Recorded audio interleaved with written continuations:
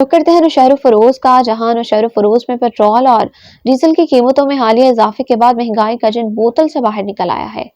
ईद की शॉपिंग तो दूर की बात है, लेकिन शहरी एक वक्त की रोटी खाने से भी परेशान है। इस हवाले से मजीद जानते हैं नौशहर फरोज से हमारे नुमाइंदा एम जफर। जी जफर, बताइएगा क्या तफसीलात हैं आपके पास। जी, हम इस वक्त खड़े हैं नुसरत फरोज में। बात करें महंगाई की तो महंगाई जैसे ही हुकूमत पाकिस्तान ने पेट्रोल का बम आम के ऊपर गिरा है, महंगाई बढ़ गई है। ईद की खरीदारी तो पीछे, मगर दो रोटी खाने के लिए आम परेशान है। आइए शहर से मिलते हैं तो उनका क्या कहना है। पेट्रोल महंगा होने से ना हर हर चीज़ जो है ना वो महंगी हो गई है। लोग बहुत परेशान है। एक तो रमज़ान है, ऊपर से ईद है। अब लोग खरीदारी करें या इस महंगाई के जिन ने उनको बहुत बेहाल कर दिया है। हम गवर्नमेंट वक्त हुकूमत वक्त से मुतालबा करते हैं कि इस महंगाई को कंट्रोल किया जाए।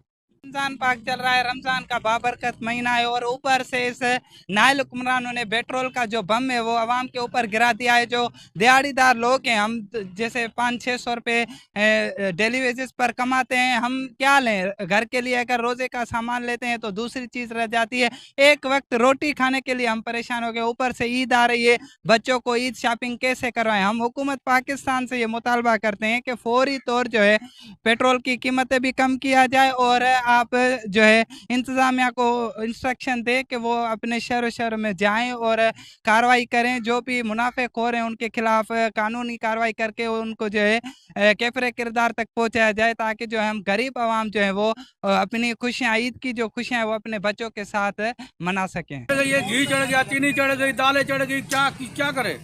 ट्रांसपोर्ट सारी बंद लगी पड़ी है। हर चीज पे महंगाई ने मैं तो सर में दर्द कर दिया।